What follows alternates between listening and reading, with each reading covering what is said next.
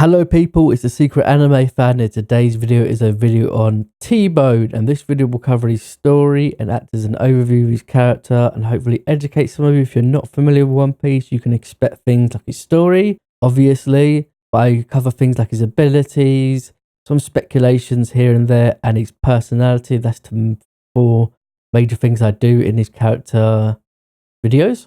Now, even if you are familiar with One Piece, then you may still like revisiting this character with me, so let's get started. These two had a short but cool clash of blows, or should I say blow, as it was over after one attack from both T-Bone and Zoro. Sure, Zoro came out looking like the badass, pretty much one shot on T-Bone.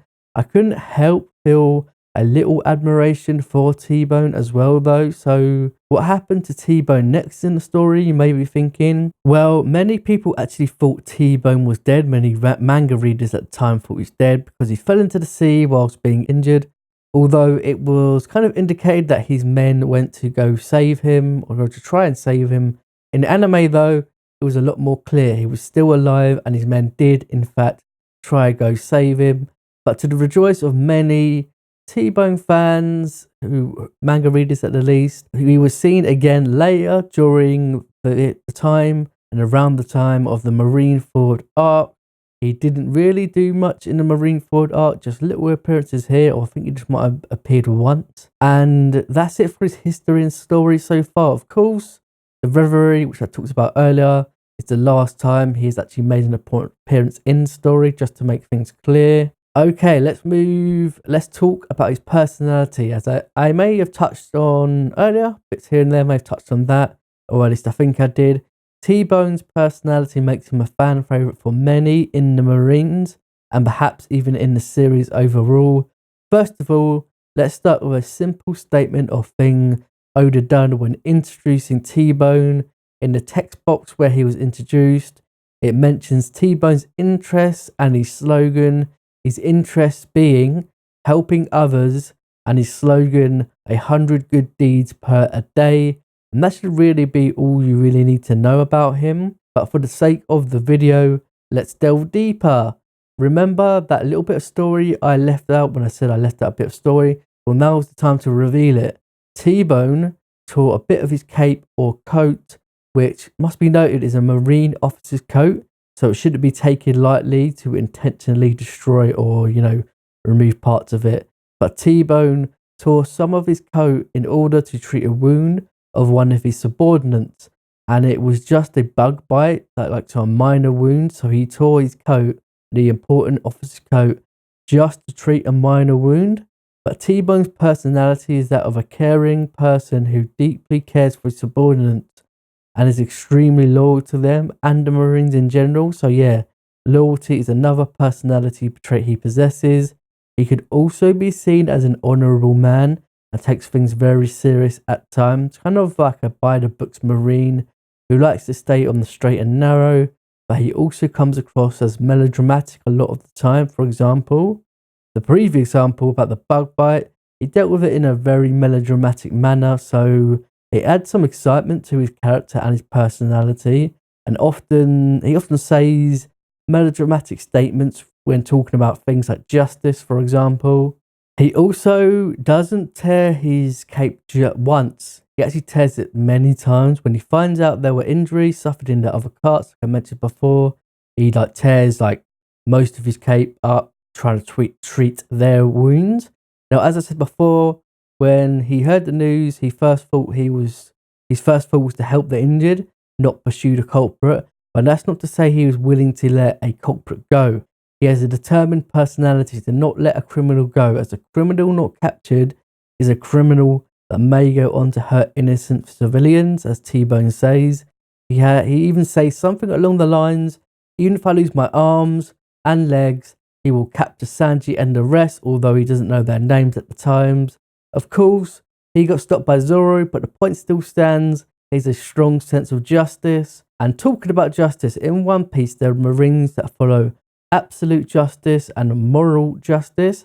One being delivering justice no matter what, and the other delivering it morally. So basically, depending on the situation, Whereas absolute justice means a criminal is always a criminal.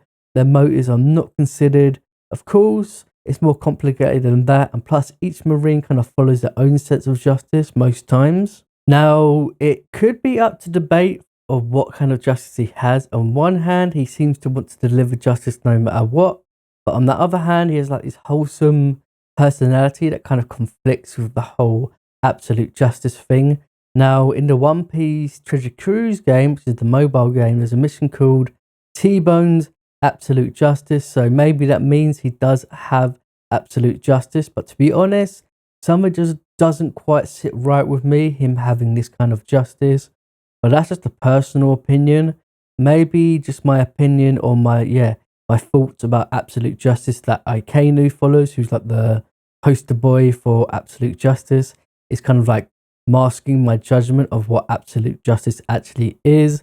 But as I said before, each Marine follows their own version of justice, and to be fair, if you committed a crime, T-Bone will bring you to justice. Now, he actually comes across too eager to provide help a lot of the time, wanting to provide help even before knowing the problem he will be trying to provide help for.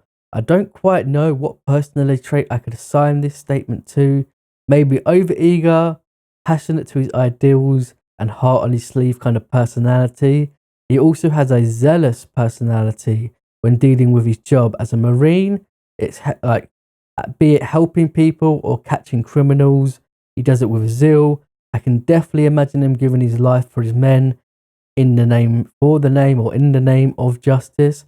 His overly kind personality kind of goes against his character design, in particular his scary face and appearance, which will only be done by Oda, in my opinion, in order to provide like some comedy into his character.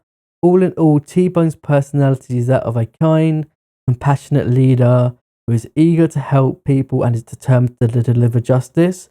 Now, if he ever gets any development in the future, I would love to see if or when his personality would be in conflict with his justice, so absolute justice. Like, for example, when dealing with citizens, especially, let's say, how would he deal with a child stealing bread, for example? Would he let them go, or would he follow his code of justice? Or if that's a criminal, so I must have them charged with whatever, theft.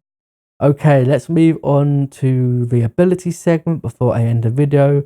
Now, this kind of links with the previous segment of his personality, and this is just my speculation. T-Bone says he dislikes curved swords, and he likes swords that go straight.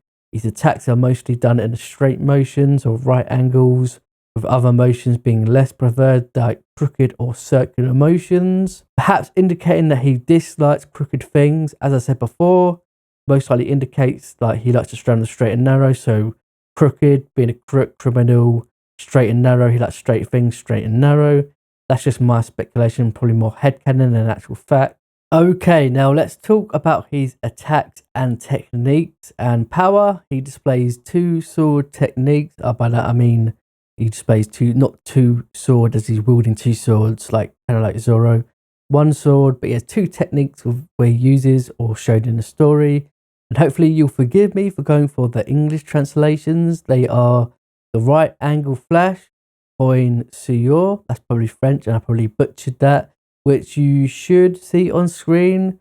Now is a rectangular cut forward created by a right angle slash in the air with his sword. Of course, the cut travels forward like it does in anime a lot of the times. He uses this attack in order to cut open a door.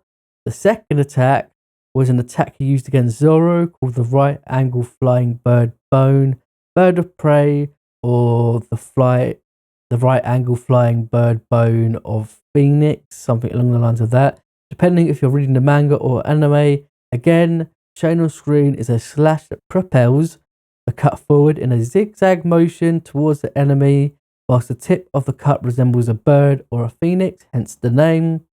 And of course, right angle refers to the shape of the attacks, but you probably guessed that already. Now, I am guessing he would almost certainly have more techniques up his sleeve. So it's up to Oda to create them if he ever has T-Bone reintroduced to the story, which is unlikely. It may be likely, but you'd only get a small part because there's so many characters in One Piece. It's one of the things that makes it great. Now let's talk about his power and some other general things, like involving his power and stuff. T-Bone is a skilled user in swordsmanship or the sword. It is said his attacks are powerful enough to cut ships in half. In fact, he has the nickname Ship Cutter, and he can cut up ships like he's cutting up steaks. His subordinates were confident he also could cut a train in half, which was at the bare minimum made out of iron, if not steel. So yeah, he's pretty badass swordsmanship. Plus, he was able to cut a sea king in half, which is no small feat. Plus, he was running on unstable train tracks. There was a storm going on. He was running on unstable train tracks that were on the sea, mind you, making it even more of a feat that he was able to cut up the Sea King. Talking about the train tracks and the sea, he must have impressive physical abilities to be able to run across the train tracks that are on water during a ferocious storm for who knows long. Who knows how long he was running along them train tracks. But it must have been a fair while. He was also confident that he would reach the train at its final destination or even catch up to it whilst it was still running, which is even more of an impressive feat if he thought he could do that. So he must have quite the speed and durability to do either or both of those things. Plus, the nimbleness and agility required to run along those train tracks in those conditions is certainly impressive. So yeah, despite his weird character design with his pot belly, skull-looking face, and relatively skinny arms and legs, he actually displays strength, stamina, agility, speed, and more. Now, his rank of captain in Marines is the 6th highest rank in Marines, so not too impressive, but not too shabby either. It does mean he is a Marine officer and must be powerful enough to reflect that rank. But many think he has the power to be at least Vice Admiral, and I could see that happening if he progressively got more power over the series. At the time he was introduced, he could definitely be at Vice Admiral level. I know everyone wants these characters who are not Vice Admiral in a story to be Vice Admiral, the character they like. That's just how things go. He definitely did show promise, even if he lost to Zoro so easily. Plus, he's a Headquarters Marine captain, and it's been stated that Headquarters Marines rank is 3 times more or 3 times harder to attain than at other bases, something along the lines of that. Talking about Zoro though, Zoro deemed T-Bone a viable threat and chose to put his bandana on, which in One Piece indicates that Zoro is getting serious. So Zoro acknowledges T-Bone's ability. Plus, you have to bear in mind that the clash happened so fast, and T-Bone was clearly in a disadvantaged position compared to Zoro. I'm talking about better footing, a point of higher position, and coming at T-Bone at a higher speed on the train. I'm talking about Zoro here. So it's up to debate how they would fare against each other on land, with time to prepare the attacks and so forth. Still, we all know Zoro would still win. I'm just saying the fight might have lasted longer, and despite his sword being shattered by Zoro's attack, T-Bone seemed to come out of the other side, 1, alive, and 2, without any visible major injuries. Now, here's a question for you, One Piece fans. Why doesn't T-Bone have a named sword? Or do you think he had a named sword and Zoro just broke it?